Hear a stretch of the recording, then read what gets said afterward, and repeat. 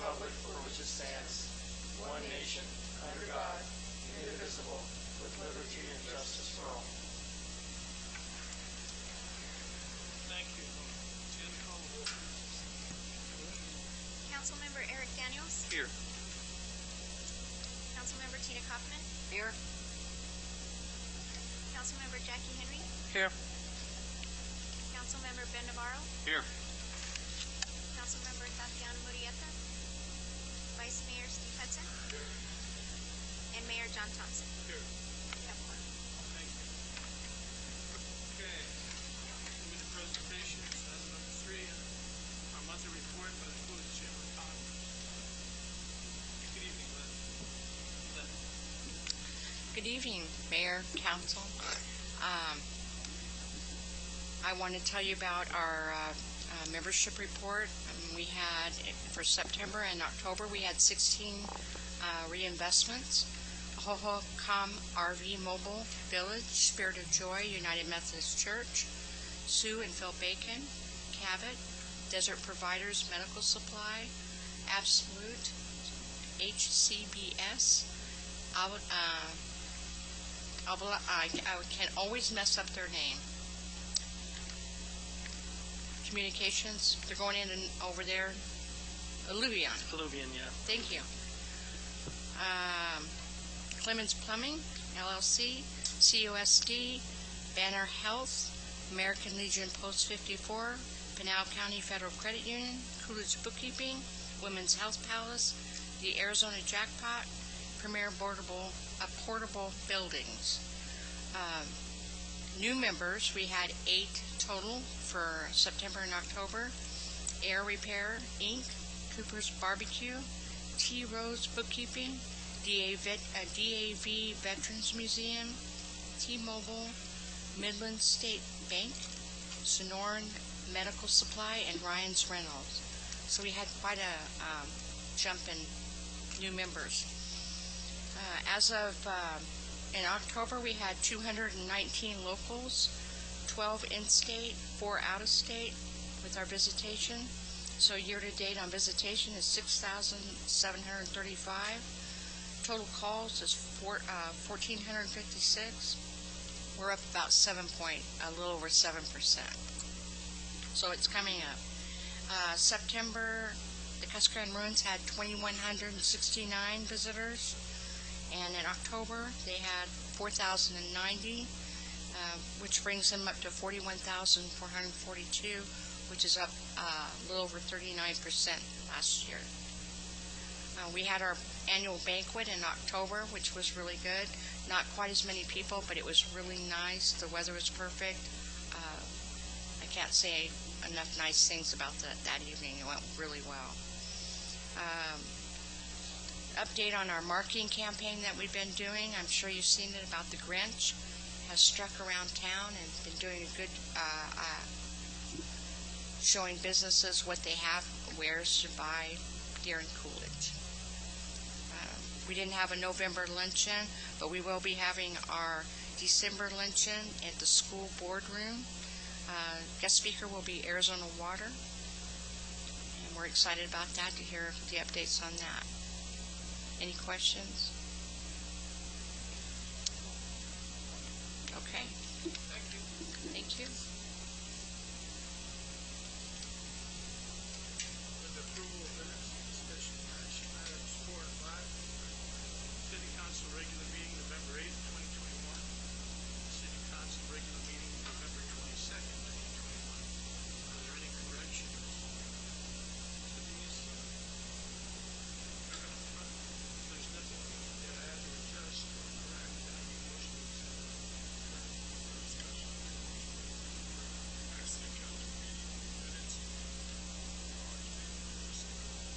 Second.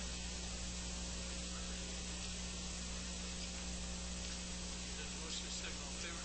Aye. Opposed? Business items for consent before I get going on this collection. Is there anybody that needs anything for the consequence, any item pulled up on this for individual consideration? No. Member Works, so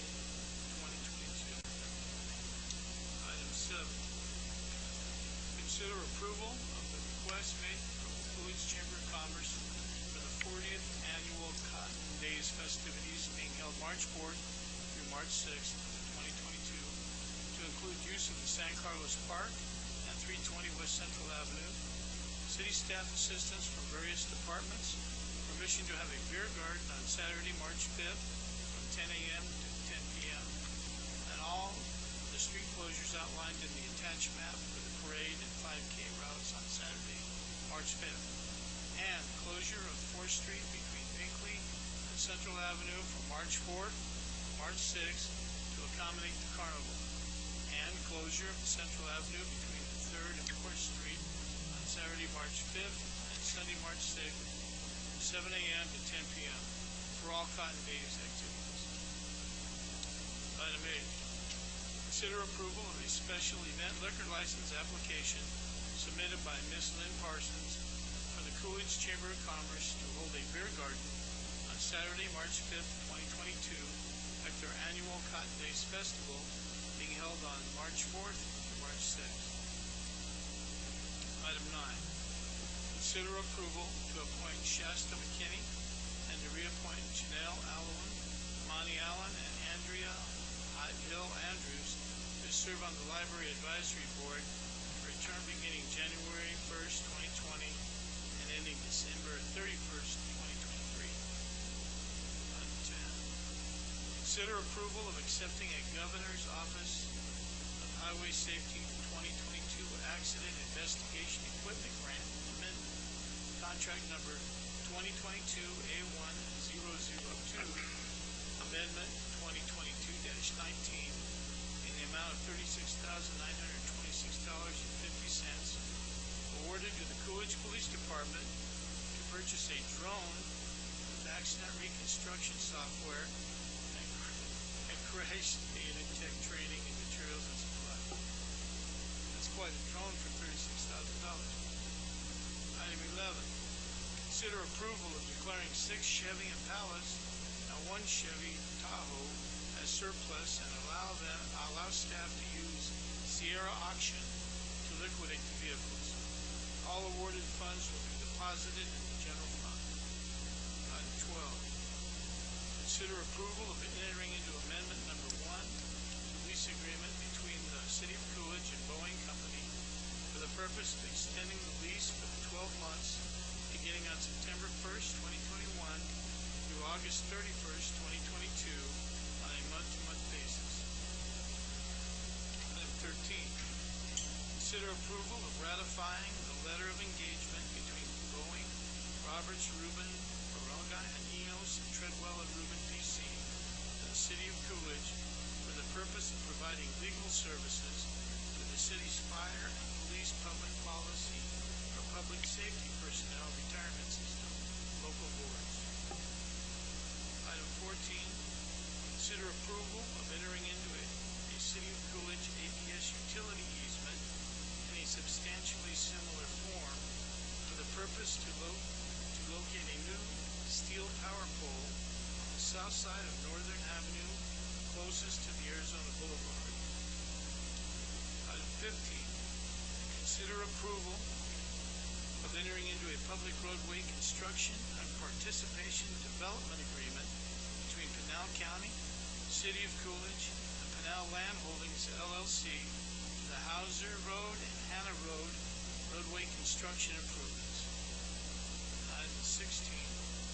Consider approval of entering into an intergovernmental agreement between the Pinal Regional Transportation Authority and the City of Coolidge for the purpose of establishing a process for reimbursing the city for transit service expenses. And item 17. Consider approval of the claims for the month of November 2021. Mr. Mayor, I make a motion we approve items 6, 7, 8, 9, 10, 11, 12, 13, 14, 15, 16, and 17 as read. Second. Motion is second. Don't think there were any. Yep, there weren't. All in favor? Aye. Opposed? Okay, thank you. Moving to business regular items.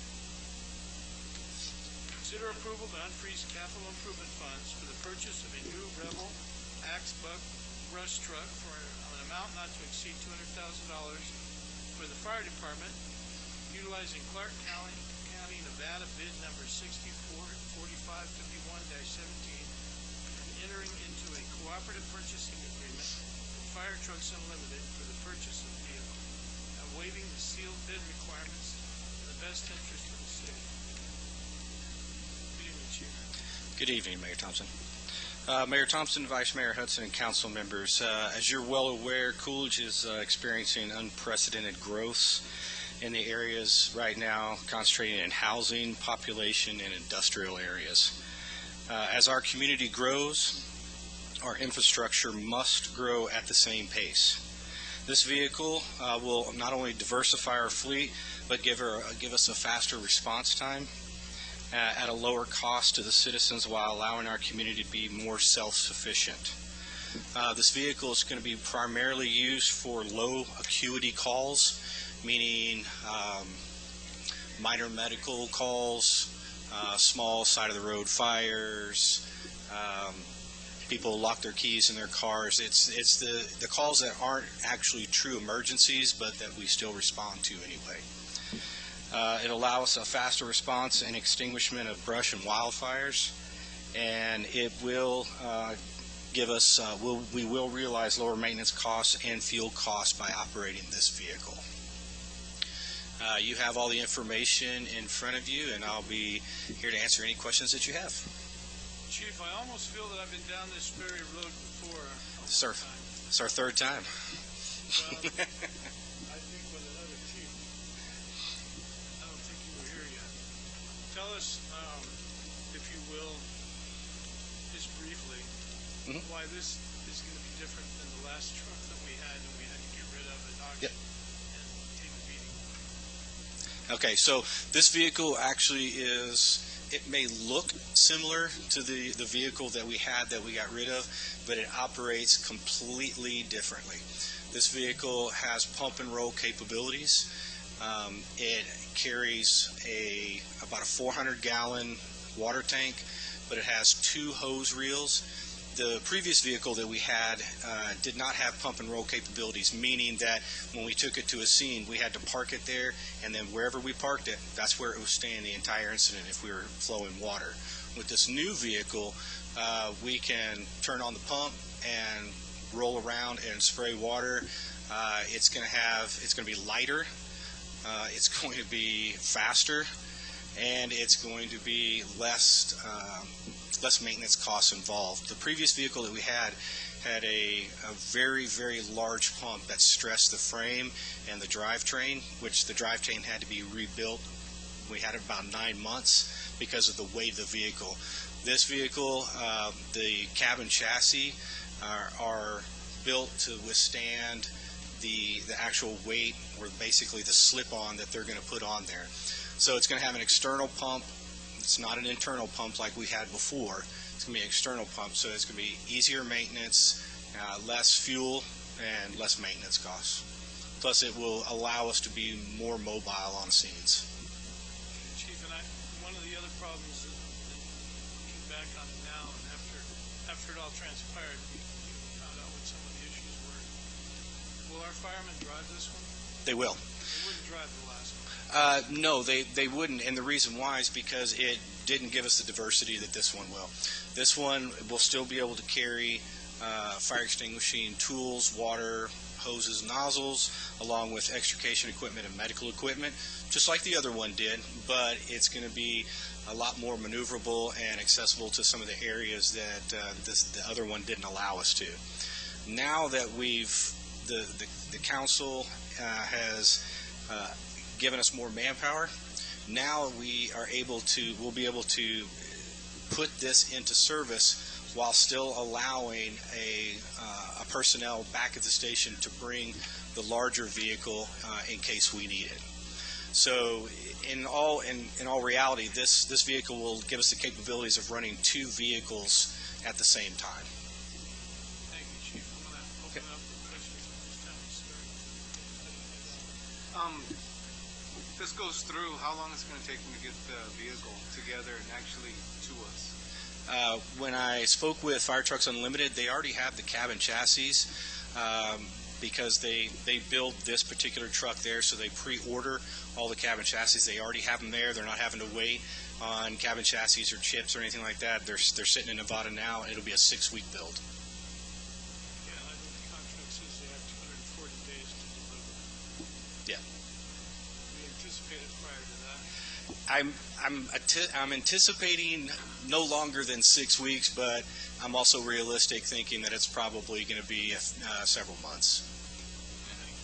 And then just looking at it, the concerns about the last truck with talking about the frame, how it was cracking, and it was basically getting ready to break in half. I was reading in here that it was a military grade chassis on this Yes. vehicle. Yeah, this is the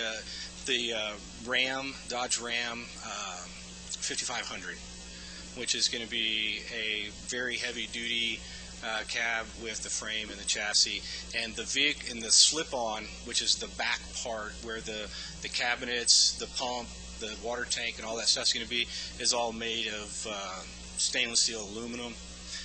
So what they'll do is it's a very light slip-on. So the main weight from this build is going to be mainly from the water that we put on it. And then, I don't remember, it is four-wheel drive, correct? It will be four-wheel drive, yes. That's all I have.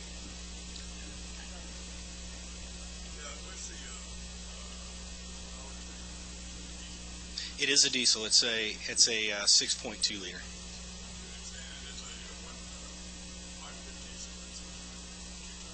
Yes. Yeah. And then also, is it going to be able to use a lot more than $500,000, $600,000? Oh, most definitely. Yeah, this will be actually the main one that we use on what we call the low acuity calls, because we will, once we get it, we're going to outfit it with the same exact medical equipment that we carry on the big truck. We're going to put that vehicle extrication equipment on it because we have extra sets of that. We're going to put that on, and we'll also have light firefighting equipment on it. Meaning it's not going to be used for structure fires, but it can be used for vehicle fires, small fires, plus all medical calls, and any car wrecks, meaning vehicle extrication. So yeah, it will be much more agile, faster, and a lot cheaper than the larger vehicles. So it's been the same as maintenance wear and tear. Most definitely, yes. So, yeah, we'll have this. Mhm. We'll have the other one that we bought that we used to find some sold new. Yes. Buy the other one. So those would be the main two that we're going to use most of the time. The EMT calls, the accidents, everything like that. Yes. And the big truck actually gets the job that they do for national place. Correct. Okay, thank you. Tatiana? Okay. Thank you. Remember, Chief, we're going to hold you to it because we heard the same story last time. Feel free to hold me to it. Okay. Nothing further, I need a motion to do something. Mayor, I move to approve item number 18 as read. Okay, there's a motion and a second. All in favor? Aye. Opposed? Motion carries. Thank you. Item 19. Consider accepting the bid and approving contract with M. Anderson Construction Corp. in the amount of $932,655.15 for installation of the final cap in accordance with the approved landfill closure plan and authorizing the mayor to sign the necessary contract documents. Mr. Richard. Thank you, Mr. Mayor, Mr. Vice Mayor. As you are aware, this has been an ongoing issue for the last 20 years. We finally are at the point where we can move forward with this. We sent out for bid with the consultants that we have under contract to assist with the operation management and the construction oversight and quality assurance and quality checks. They helped us put together the bid package with all the specifications for the landfill closure for placing the final cap. All of the material that we have for this final cap, we expect to be drawing from the Arizona Water Recharge Basin stockpiles, which we have the agreement for. to access all of that at no cost to us. We sent out for bid, and the bids came in with M. Anderson Construction Company at the low bid at $932,000 and change. The other bids were anywhere from $1.3 million to $1.5 million. The original estimate that we received from the consultants, the engineer's cost estimate, was about $970,000, and according to the finance director, Mr. Garcia, we have about 1.2 budgeted for this. So we are coming in under budget with this. My first question is, Mr. Miller, I know we're under budget. Is that what it was supposed to cost us? It seemed like it was going to cost more than that, but that's how much most of it was going to be dirt.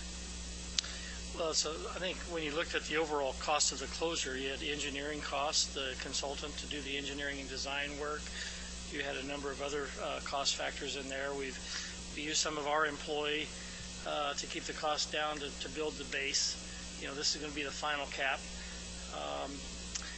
Back in the day when we had originally received an estimate on this, you're right, the majority of the expense of this was the cost of buying the dirt.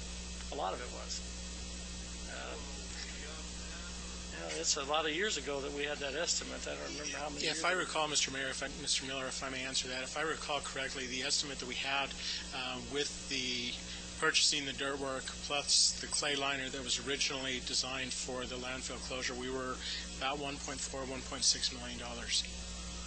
With this new redesign, we have a thicker cap, but the cap will meet the permeability requirements, which allows us to forego the clay liner. And of course, the dirt we got at no cost for the.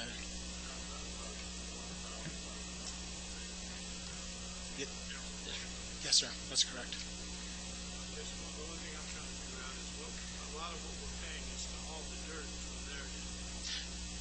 It is. It's to haul the dirt, but it's also to apply the dirt in such a manner that with this, you can't just dump the load of the dirt out and call it good. It has to be compacted. It has to have the optimum moisture content. It has to meet all of the specifications. It has to meet all the testing requirements.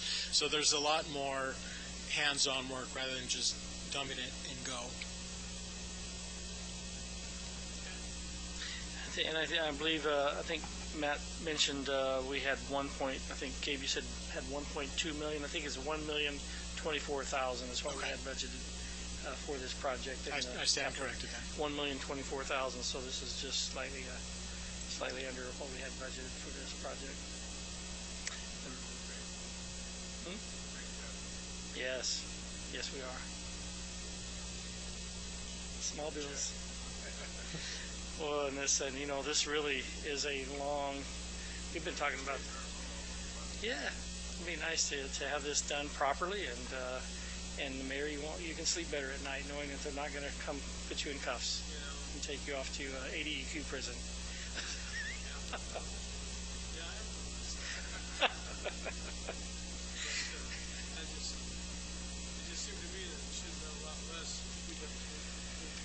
I think he's. And I read all that stuff. I read everything about it has to be a certain way, and I saw the graphics in there. But it seems like an awful lot of money just to throw a bunch of dirt on the landfill. It's quite a haul, you know. Test that every time They do.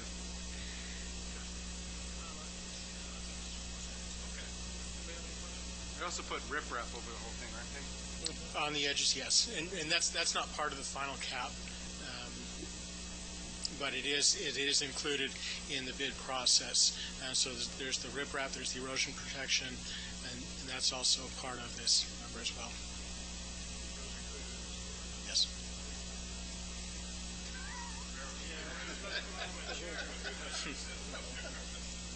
Don't come back with any more. This is it. All right. How about the other question down here? Up front? All right. We need a motion to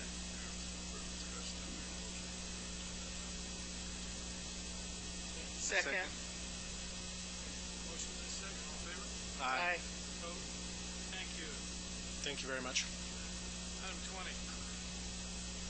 Consider approval of accepting the proposed proposal submitted by San Carlos Irrigation Project in the amount of $311,995.80. Install the transmission pole and electrical conductor upgrade from their site along Coolidge Avenue and Clements Road through state land up to the Coolidge Municipal Airport, authorizing the city manager to negotiate and execute contract documents for construction project. Mayor, Vice Mayor, Council, my name is James Myers. Well, we're here finally after many years of needing power and increasing the power to the airport. It's kind of been the reason why development has slowed down to a crawl. We've only had enough extra power out there for a few single-phase 100-amp services, 200-amp services here and there. Nothing of any size that that would run a larger hangar. So in 2018, we spoke with them. The bid back then was a little bit lower, about $297,000 to $300,000. So when we finally went back to them and said we want to do this project, they came back with this $311,000, which, considering the time and the inflation, it wasn't too bad. We still have some other hurdles to get through as far as coming through the state land. There's no apparently there was no easement through there to begin with for the equipment that's there. So I'm working with the Arizona State Land Department. I've already applied for the easement, so they're working with me. We've paid the permit fee. We've gotten bids for all the environmentals and the surveys. So that's coming along. So probably about 5-6 months we'll have that completed. And yeah, that's a short and sweet version of it. Do you have any questions?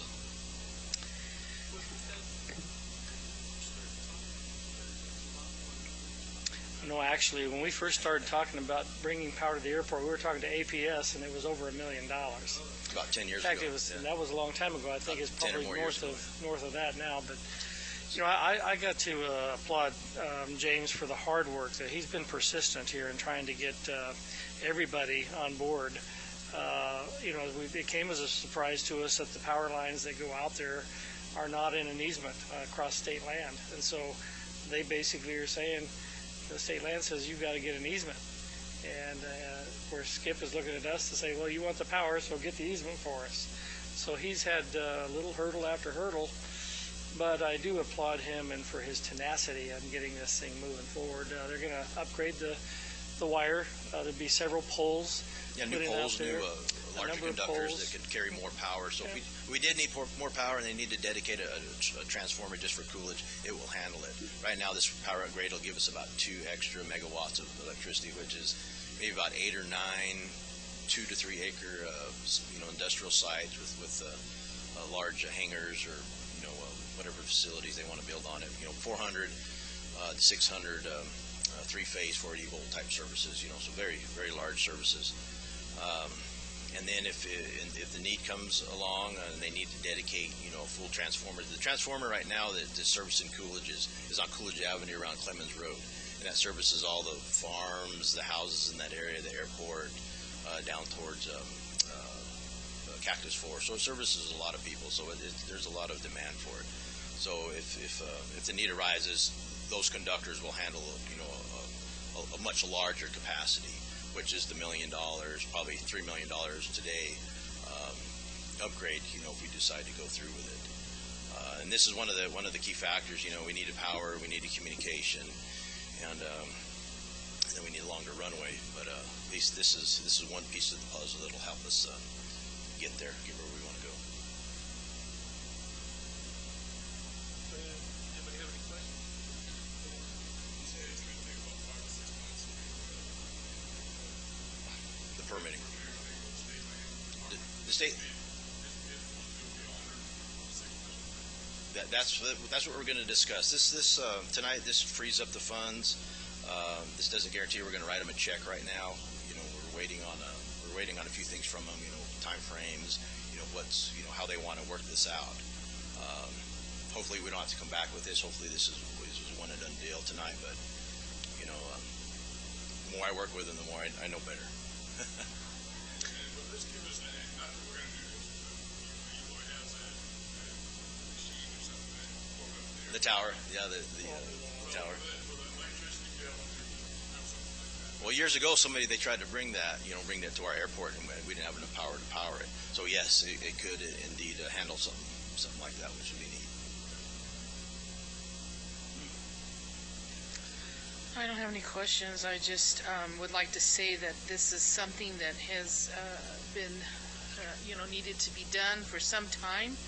And for me, I'm excited that we're finally getting there, both on item number 19 and this on item number 20. I look forward to it helping us a lot at the airport and getting more tenants out there. So thank you.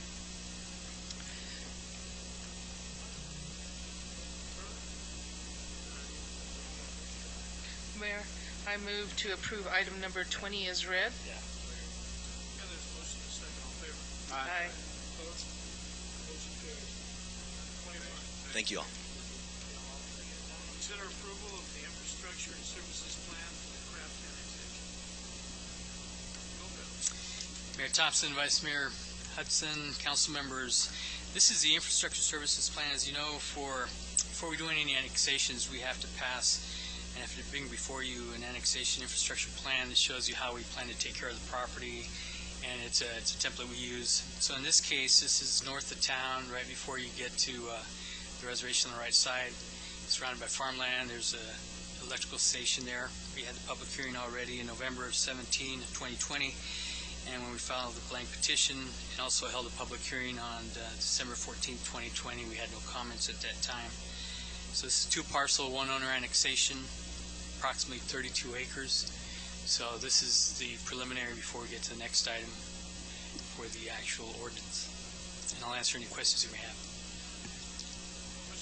Mr. Lopez, you've got us going in a different direction than usual. I'll say that for you. I do know that people usually ask, but there's no people and there's no service calls by our police in that area. Not that I'm aware of. So, anybody have any questions? It's right up against it. Yeah, the reservation is right to the north. How about up front? You guys good? Huh?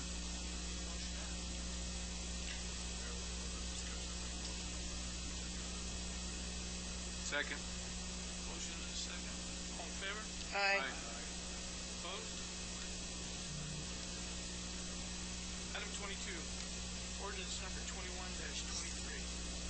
An ordinance of the mayor and the city council for the city of Coolidge extending and increasing the corporate limits of the city of Coolidge, Pinal County, state of Arizona, pursuant to the provisions of Title IX, Chapter 4, Article 7, Arizona Revised Statutes and Amendments thereto, by annexing thereto certain territory contiguous to the existing city limits of the city of Coolidge, consisting of 32 acres or less, and located within Section 10, Township 5 South, Range 80s of the Gila and Salt River Basin Meridian, Pinal County, known as the Craft annexation, and adopting initial zoning of agriculture for said territory.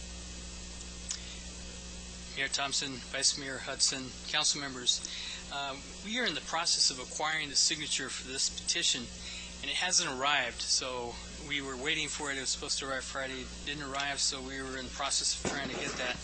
And so we're going to ask you if you would be, for you to table this item to allow us to acquire and record it by this Friday. And in doing that, then we will come back to you with the ordinance to adopt in January. So that'll allow us not to have to start over again because we're running out of time. But, yep. Yes. Yes.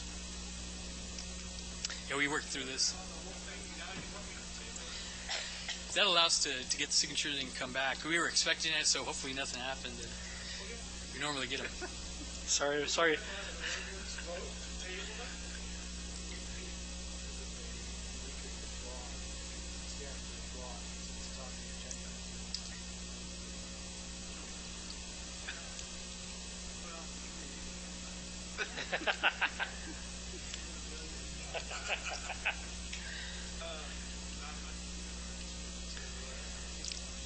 Move to table item number 22 until January. No. Oh, table it? Okay.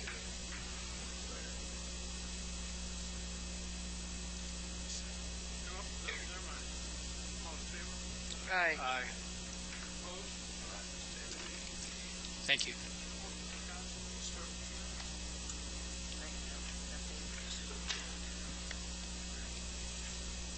I wanted to thank the Public Works Department for getting up the Duffy Road signs. I've seen them around town. Look really good. Appreciate that. I know that the Chamber is doing Toys for Tots, so if you guys are feeling in a giving mood, you can drop that off at Chamber of Commerce. They have a bin there, and Christmas is coming up, and Merry Christmas to everybody. Okay. First of all, along with the Toys for Tot, there is a tree out here in the lobby for, I guess they call it Christmas tree, angel tree, whatever. Anyway, there's a lot of names on that tree. So if anybody, any of the citizens would like to come and help with that, that would be greatly appreciated. On the 9th, the Coolidge Cotton Patchers quilt chapter donated comfort quilts to the police, fire, magistrate, and to the Hope Women's Center. And they actually have, the police department I know has actually given a few out to victims. And so I was glad to be a part of that. The mayor and city manager, fire, all of the departments were there. I attended the police department awards dinner on Saturday. And so congratulations again to all of the individuals that were awarded the awards. And I would like to thank all of city staff as usual. And since the police and fire work pretty much 24 hours a day, I wanted to tell them to make sure they be safe out there. And Merry Christmas and a Happy New Year to everyone.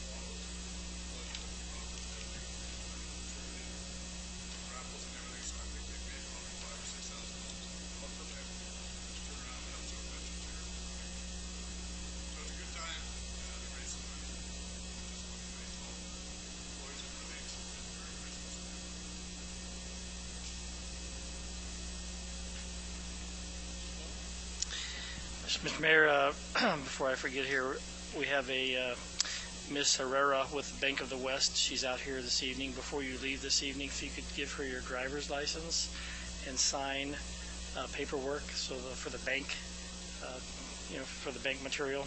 She's with the Bank of the West, so please do that before you leave tonight if you can out here. She's out in the foyer, is that correct? Okay. Everybody, all the council members. I think you're all authorized to sign. I love the Christmas light parade. Great turnout there. It was wonderful. I'd like to thank everybody that participates in that event.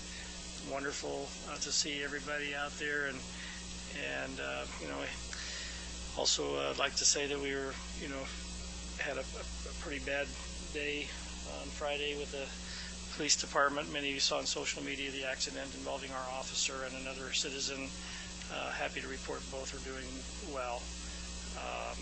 And that was investigated by the sheriff's office. So you'll be probably seeing a little bit more on that later, but thank goodness that both individuals involved are doing okay. Mayor, I don't have anything else.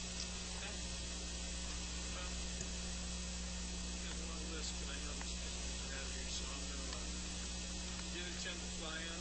Was at the Cool Town Throwdown in boxing with the Robles Gang. At a CAG meeting, the SRP open house.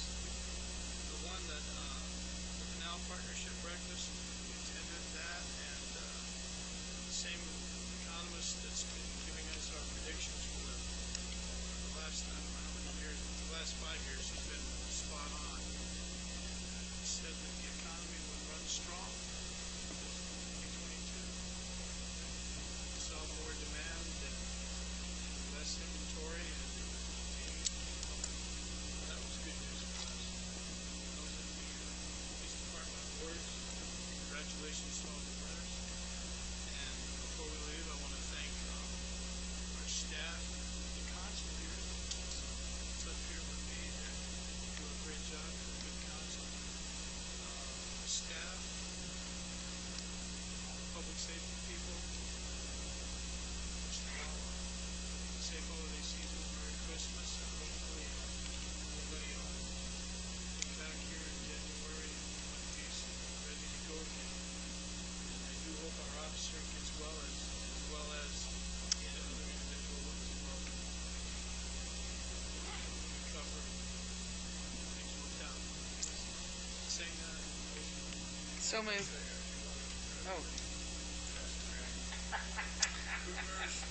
Vice Mayor, that's very kind of you. That's very nice. Very, very I've nice. sat in this seat for many, many years when the Bears had won several state championships as a city attorney, and for you to show me that consideration, I appreciate it. I defeated season in the state championship, and the staff that you have with Randy Robbins, coach, they help. as long as you guys are going to get a message, I want to correct it. The Bears have won more than a couple of championships. If you're going to talk about the record, let's set the record straight. That's true, that's true. Anyway, did we get through the motion? No, we didn't. All right. I think I don't know, did I move to adjourn? Second. Woo! All right, we're adjourned. 13. 13.